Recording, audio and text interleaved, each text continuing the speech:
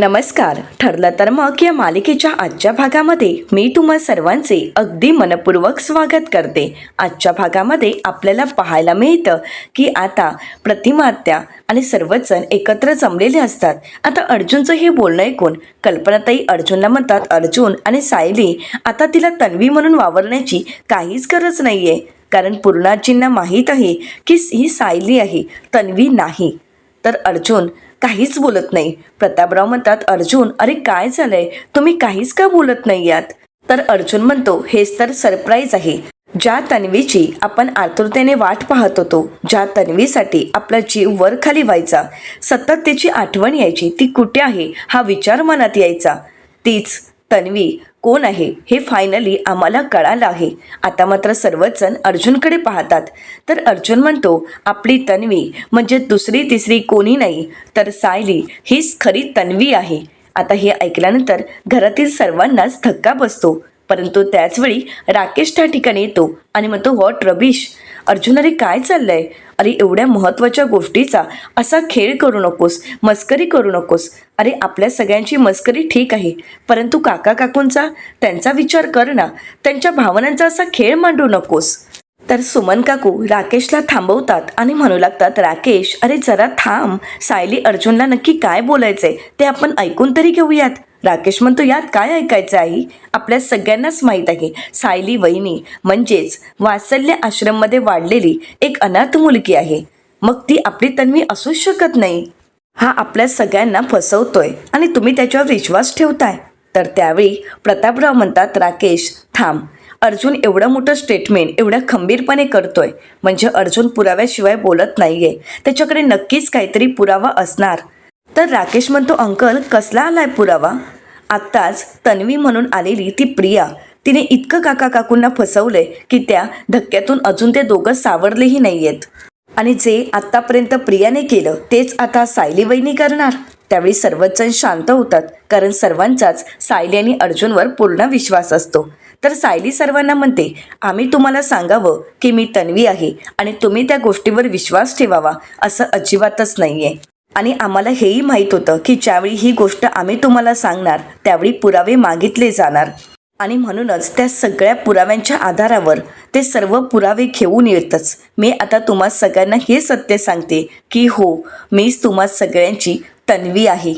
आता सायलीचं हे बोलणं ऐकून कोणाला काहीच कळत नसतं, नक्की काय चालू आहे काय नाही. सर्वच जण सायली आणि अर्जुनकडे पाहत असतात. तर दुसरीकडे महिपत शिकरेंच्या घरी आपल्याला पाहायला मिळतं की आता भक्त समुदाय जमलेला असतो. तर आता एक दादा आपलं मनोगत व्यक्त करत म्हणतात की आपल्या सगळ्यांनाच माहीत आहे की ज्यांच्या आशीर्वादाने भक्तांचं भलं होतं, ज्यांच्या आशीर्वादाने सगळी संकट दूर होतात, असे भक्तांचे कल्याण करणारे, भक्तांचा विचार करणारे महिपत बाबा आणि त्यांच्याच आश्रमाचं आज उद्घाटन होणार आहे. मंत्री साहेबांच्या हस्ते हे उद्घाटन होणार आहे.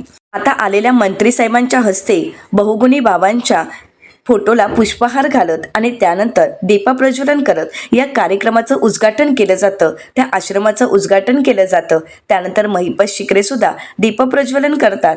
तर आता सर्वच जण महिपत बाबा की जय अशा घोषणा देऊ लागतात. आता महिपत शिकरे तर सर्वांना शांत बसवतात आणि त्यानंतर आपलं मत व्यक्त करत म्हणतात, आज माझ्या लेकीसारख्या असणाऱ्या अधिराच्या अपार कष्टातून आज बहुगुणी बाबांच्या भक्तांसाठी आणि माझ्या भक्तांसाठी हा आश्रम तिने उभा केलाय. खरं तर हे सगळं काही या माझ्या पोरीचे अधिराचे कष्ट आहेत. खरं सांगायचं तर हा आश्रम हा फक्त माझ्या एकट्याचा नाही तर तुम्हा सगळ्यांचा आहे. मी फक्त एक निमित्त आहे आणि मी निमित्त फक्त बहुगुणी बाबांमुळेच झालो आहे. कोणीही अडचणीत असेल, कुठल्याही भक्ताला माझी गरज असेल तर तो भक्त आनंदाने या आश्रमात येऊ शकतो. आणि या आश्रमात आलेला माझा भक्त कोणीही या आश्रमातून रिकामी हाती जाणार नाही, रिकामी पोटी जाणार नाही, हा माझा शब्द आहे. आता आलेले मंत्री आणि सर्व भक्तगण महिपत बाबा की जय असं म्हणत महिपत बाबांच्या नावाचा जयघोष करत असतात. आता महिपत शिकरे त्यांना शांत करतात आणि त्यानंतर म्हणतात, बहुगुणी बाबा, आज जे काही घडलं आहे ते फक्त अधिरामुळे घडलं आहे आणि म्हणूनच बहुगुणी बाबा या सगळ्या सेवेचं पुण्य माझी लेक अधिरा हिला मिळू देत. अधीरा महिपत बाबांसमोर हात सोडते आणि त्यांचे आशीर्वाद घेते. तर दुसरीकडे सुभेदारांच्या घरी आपल्याला पाहायला मिळतं की राकेश म्हणतो, पण एवढंच जर असेल तर तुम्ही हे स्टेटमेंट नक्की कशाच्या आधारावर देताय, कशाच्या आधारावर हे सगळं काही बोलताय, हे आम्हाला सुद्धा कळू देत ना. तर अर्जुन म्हणतो की हो सांगणार, सगळं काही सांगणार. जिच्या बाबतीत हे घडतंय, जिच्यापासून या सगळ्याची सुरुवात झाली तीच सांगेल हे कसं आणि केव्हापासून घडायला सुरुवात झाली हे तिला कधी कळालं. तर सायली घडलेला सर्व प्रकार सांगत म्हणते, मला पूर्वीपासूनच एका गोष्टीचे म्हणजे असे छोटे मोठे भास व्हायचे. म्हणजे कधी एखादी छोटी मुलगी अंधुक अशी दिसायची, कधी दुसरंच कोणीतरी दिसायचं, पण ती व्यक्ती कोण हे मात्र मला कधीच कळायचं नाही.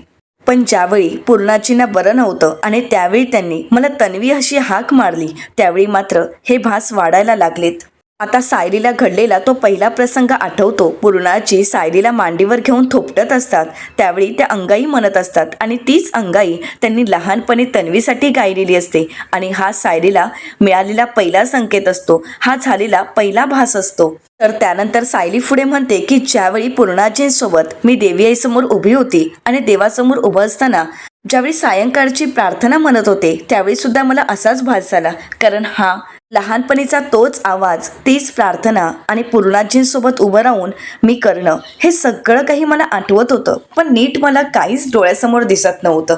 फक्त डोळ्यासमोर कुणीतरी छोटी मुलगी आणि तिचा तो अस्पष्ट आवाज माझ्या नेहमी समोर असायचा.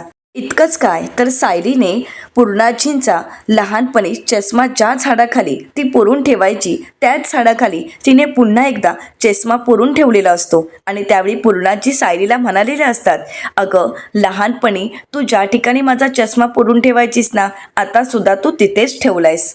आणि मग काय, झाडाच्या मागे उभं राहून लपत पूर्णाजीला हाक मारणं. आता सायलीला ती मुलगी तिच्या समोर दिसत असते, ती हाक मारत असताना भास होत असतात, पण सायलीला मात्र ती मुलगी कोण असते हे त्यावेळी काहीच माहीत नसतं.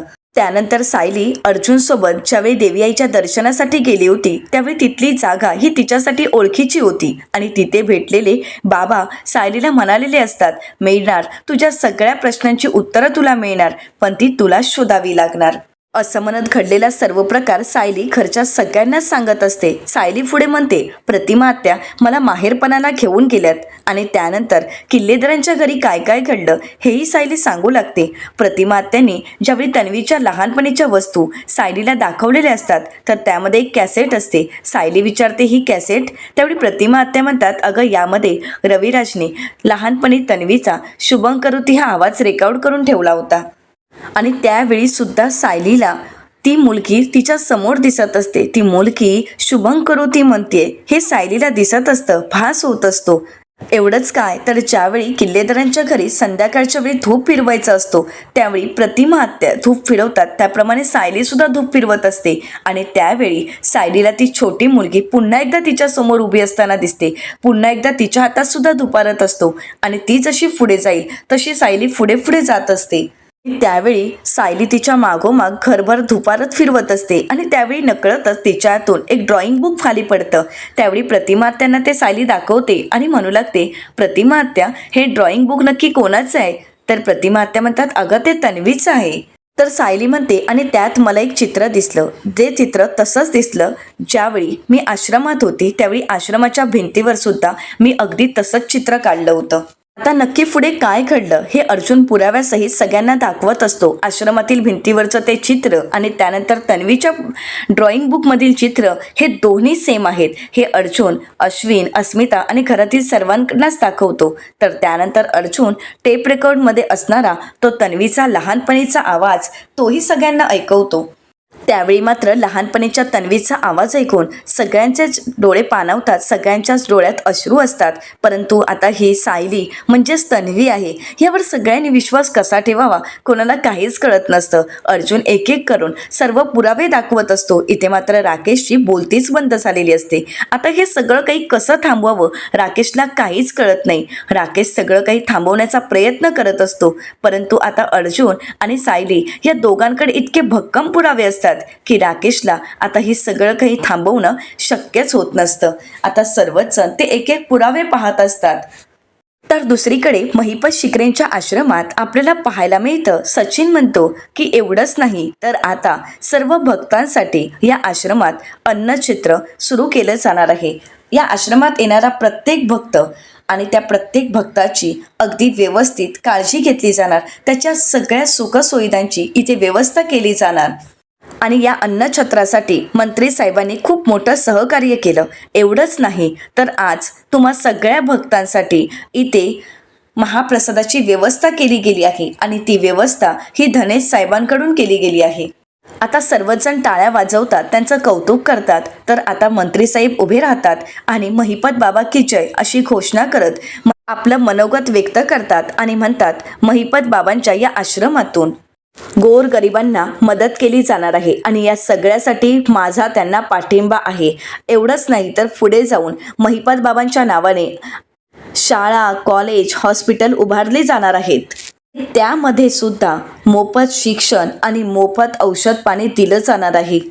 तर आता पुढे ते म्हणतात की मी तुम्हा सगळ्यांसाठी एक मंत्री आहे, पण मी खरं तर मंत्री नाही, तर तुम्हा सगळ्यांसारखाच महिपत बाबांचा एक सेवक आहे. आता सर्वच जण महिपत बाबा की जय असं म्हणत पुन्हा एकदा घोषणा देऊ लागतात. तर ते आलेले मंत्री पुढे म्हणतात की फुल ना फुलाची पाकळी म्हणून माझ्याकडून महिपत बाबांच्या या आश्रमाला छोटीशी भेट असं म्हणत आता ते आश्रमासाठी देणगीच्या रूपात खूप मोठी रक्कम देतात. आणि ही रक्कम पाहून मात्र इथे सचिनचे डोळे मात्र चक्रावलेले असतात. सचिन त्या पैशांकडे पाहत असतो तर महिपत शिकरे फक्त त्या पैशांना स्पर्श करतात आणि त्यानंतर ते सगळे पैसे बहुगुणी बाबांच्या चरणावर ठेवायला सांगतात. आता ते मंत्री साहेब ते सगळे पैसे बहुगुणी बाबांच्या चरणावर ठेवतात आणि त्यानंतर महिपत शिकरेंना नमस्कार करत म्हणतात, महिपत बाबा तुमचा आशीर्वाद असाच कायम असू देत. खरंच तुमची कृपा झाली. तर आता महिपत शिकरे त्यांना म्हणतात, अहोस मंत्री साहेब आमची कसली कृपा, खरं तर तुमचीच कृपा या आश्रमावर राहू देत. अहो तुमच्या पैशापेक्षा किंवा देणगीपेक्षा तुमचं सहकार्य हेच आमच्यासाठी खूप मोलाचं आहे. या आश्रमाला, भक्तांना, सेवकांना बघायला या बाकी सगळ्या गोष्टींसाठी बहुगुणी बाबा आहेतच, पण तुमचा खंबीर पाठिंबाही असाच कायम राहू देत असं म्हणत आता महिपत शिकरे त्यांना आशीर्वाद देतात. तर त्यानंतर आता हा कार्यक्रम इथेच संपन्न झाला असं जाहीर केलं जातं. आता सर्वजण पुन्हा एकदा सगळेच भक्त महिपत बाबा की जय अशा घोषणा देऊ लागतात आणि त्यानंतर एक एक जण येऊन महिपत शिकरेंचे आशीर्वाद घेत असतात. तर एक सेवक आता मंत्री साहेबांना म्हणतात, मंत्री साहेब इथल्या सगळ्या संपूर्ण प्रसादाची जबाबदारी ही माझ्यावर आहे आणि महिपत बाबांच्या आश्रमातील हा महाप्रसाद सगळ्या भक्तांना मिळाला की सर्व भक्तांचं कल्याणच होईल. तर मंत्री साहेब त्यांना म्हणतात, अशी चांगली कामं करत राहा तरच आम्हाला मतं मिळतील आणि आम्हाला सगळ्यांचे आशीर्वादही मिळतील. तर सचिन विचार करत म्हणतो की हा सगळा प्रसाद, हे एवढे सगळे पैसे, काहीतरी काळं बेरं नक्कीच आहे. आता सचिन या सगळ्या मुळाशी जायचं ठरवतो. नक्की काय आहे या सगळ्याचा त्याला शोध घ्यायचा असतो आणि म्हणूनच आता सचिन बाजूला येऊन एक फोन करायला घेतो. तर दुसरीकडे सुभेदारांच्या घरी आपल्याला पाहायला मिळतं, सायली पुढे घडलेला प्रत्येक प्रसंग घरच्यांना सांगत असते. सायली आता सर्वांना म्हणते की या सगळ्यात शंका माझ्या मनात होत्या आणि म्हणूनच या सगळ्याची उत्तरं मी मधुभाऊंना विचारायची ठरवली आणि यासाठीच मी मधुभाऊंना प्रश्न केला की मी सर्वांची लाडकी तन्वी मीच आहे का. तर त्यावेळी मधुभाऊंनी सायलीच्या प्रश्नाचं उत्तर देत डोळ्यांची हालचाल करत उत्तर दिलेलं असतं, होकार दिलेला असतो. तर त्यावेळी आता सायली अर्जुनला म्हणते, माझ्या मनाची शंका होती ती खरी आहे, मधुभाऊंनी मला उत्तर दिलं आहे. तर आता अर्जुन सायलीला विचारतो की कुठली शंका. तर सायली अर्जुनला म्हणते की हीच अपघातानंतर हरवलेली तन्वी ही मीच आहे. आता सायली जे बोलते ते अगदी खरं असू शकतं यावर अर्जुनचाही विश्वास होता आणि म्हणूनच अर्जुनने सायलीला साथ दिलेली असते. अर्जुन सायलीला म्हणालेला असतो की या सगळ्या प्रवासात मी तुझ्यासोबत आहे, आपण या सगळ्याचा शोध घ्यायचा आहे. तुला होणारे भास हे खरंच खरे आहेत का हे सगळं आपण शोधायचं आहे. आणि म्हणूनच सायली आणि अर्जुनने डॉक्टराची मदत घ्यायची ठरवलेली असते. सायली आणि अर्जुन ज्यावेळी डॉक्टरकडे जातात त्यावेळी डॉक्टर मॅडम म्हणालेले असतात की तुमच्या आयुष्यात तुमच्या लहानपणीच्या गोष्टी आता तुम्हाला स्पष्टपणे आठवत नाही आहेत, परंतु ज्या ज्या गोष्टी तुम्हाला आठवतात त्या सगळ्या गोष्टी आपण रिक्रिएट करण्याचा प्रयत्न करूयात, त्या सगळ्या गोष्टी पुन्हा एकदा घडवून आणूयात. कदाचित त्यातून तुम्हाला काहीतरी तुमच्या मेंदूला एखाद्या गोष्टीची ट्रिगर मिळेल की ज्यामुळे तुम्हाला कदाचित सगळ्या गोष्टी आठवू शकतात. पण ह्यासाठी तुम्हाला त्या जुन्या गोष्टी पुन्हा एकदा आठवाव्या आणि रिक्रिएट कराव्या लागतील. आता घरी आल्यानंतर सायली आणि अर्जुन कुठून सुरुवात करावी म्हणून पहिल्यांदाच तन्वीचं गाठोडं खोलतात आणि त्या गाठोड्यातील प्रत्येक वस्तू सायली हातात घेऊन ओळखीची आहे का हे पाहत असते. आता त्या गाठोड्यातील ते टॉय ज्यावेळी सायली हातात घेते त्यामागे खूप मोठं रहस्य असतं. कारण ज्यावेळी तन्वी घरी जायला तयार नसते, खूप रडत असते, त्यावेळी तन्वीला शांत करण्यासाठी अर्जुननेच लहानपणी तन्वीला ते टॉय दिलेलं असतं आणि म्हणालेला असतो, तन्वी हे टॉय तुला आवडलंय ना, मग हे तुझ्यापाशीच ठेव, पण तू रडू नकोस. तिला त्याने शांत केलेलं असतं आणि तन्वीही ते टॉय पाहून खूप खुश झालेली असते.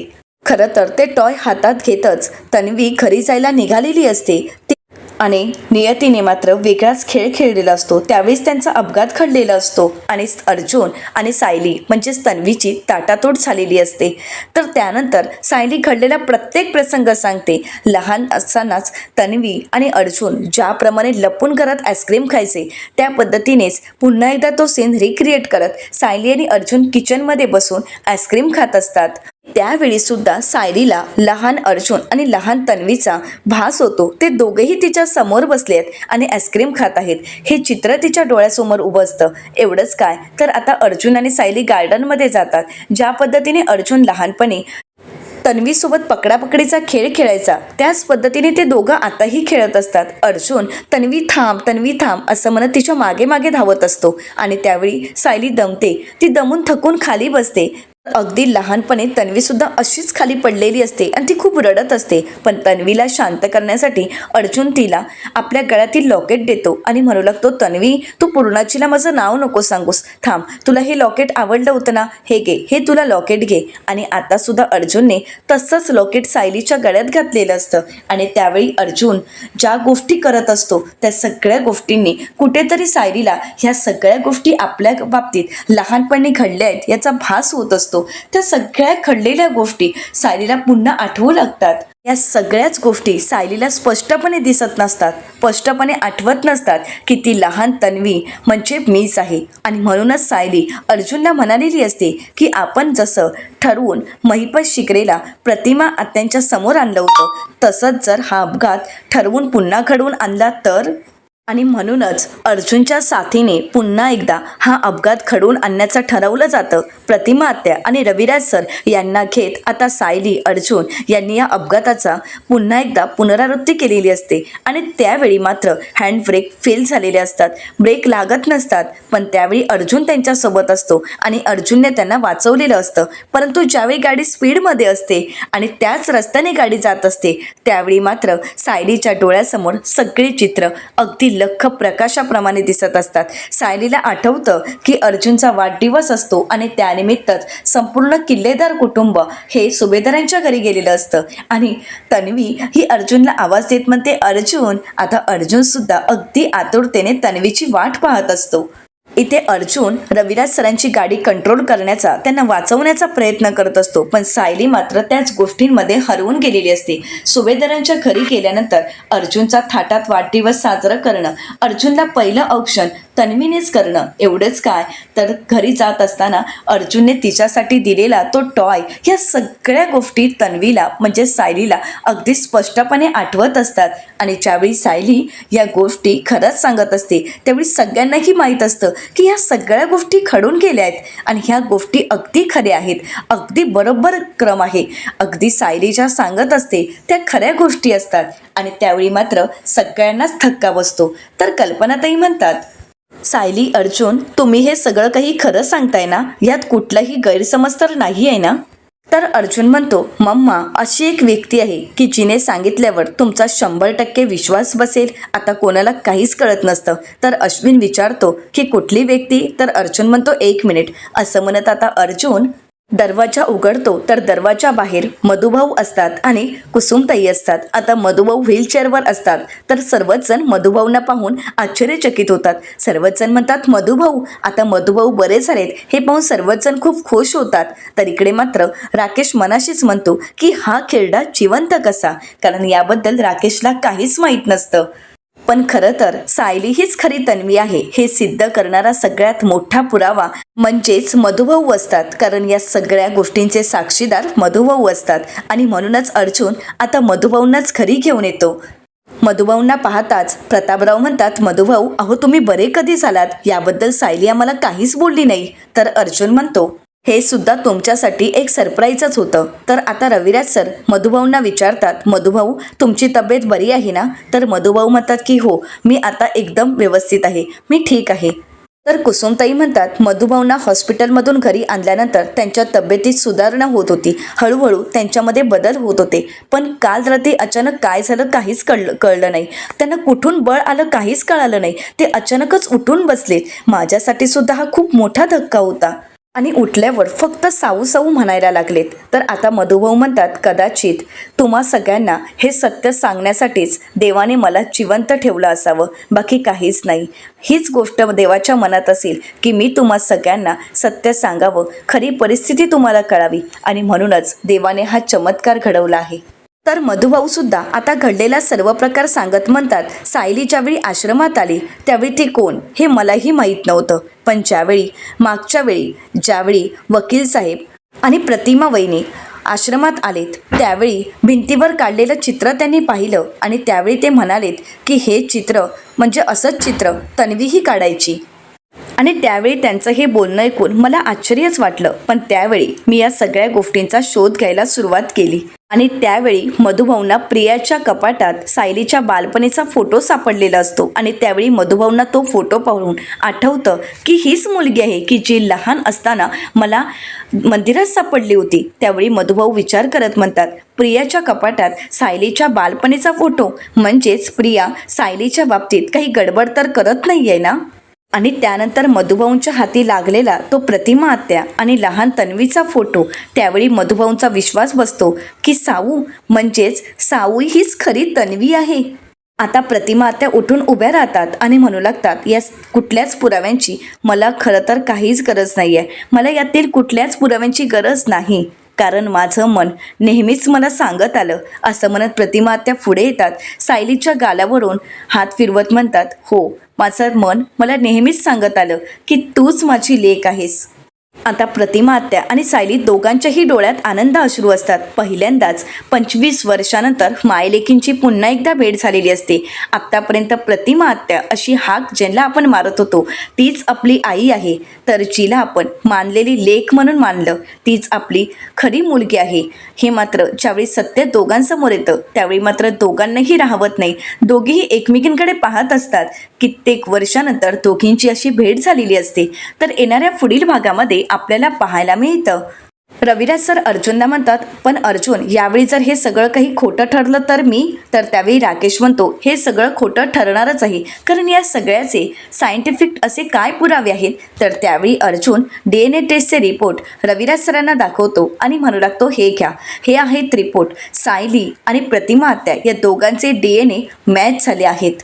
त्यावेळी रविराज सर सायलीला आवाज देत म्हणतात, सायली बाळा तूच माझी तन्वी आहेस. तर दुसरीकडे इथे मात्र प्रियाने अजून कुठला तरी एक असा डाव टाकलेला असतो की ज्यामुळे ती खंबीरपणे म्हणते, आता ना सायली राहणार ना तन्वी राहणार, आता ही दोन्ही नावं उरणार नाहीत, संपून टाकेन तुम्हा दोघांनाही, असं म्हणत ते नावं ती खोडत असते. तर दुसरीकडे सुभेदारांच्या घरी आपल्याला पाहायला मिळतं, सायली धावत पळत पूर्णाजींकडे येते आणि पूर्णाजींना म्हणते, पूर्णाजी बघ हा तोच स्पर्श आहे तुझी तन्वी. तर पूर्णाजी सुद्धा खूप खुश होतात आणि म्हणू लागतात, तन्वी बाळा खरंच माझी तन्वी परत आली आहे. आता मात्र पूर्णाजींच्या डोळ्यात सुद्धा अश्रू असतात. आता घरातील सर्वच जण या गोष्टीवर विश्वास ठेवतील का? सायली हीच खरी तन्वी आहे हे सर्वांनाच पटेल का? अर्जुनचे हे पुरावे पुरेसे ठरतील का? की राकेश यामागे अजून काहीतरी षडयंत्र रचणार? हे पाहणं अतिशय रंजक ठरणार आहे. मित्रांनो, अशाच मालिकांचे नवनवीन अपडेट पाहण्यासाठी चॅनलला नक्कीच सबस्क्राईब करा. आजचा व्हिडिओ तुम्हाला कसा वाटला हे कमेंट करून नक्कीच कळवा. आजचा व्हिडिओ जर आवडला असेल तर व्हिडिओला लाईक करायलाही विसरू नका. व्हिडिओ पाहिल्याबद्दल तुम्हा सर्वांचे अगदी मनपूर्वक धन्यवाद.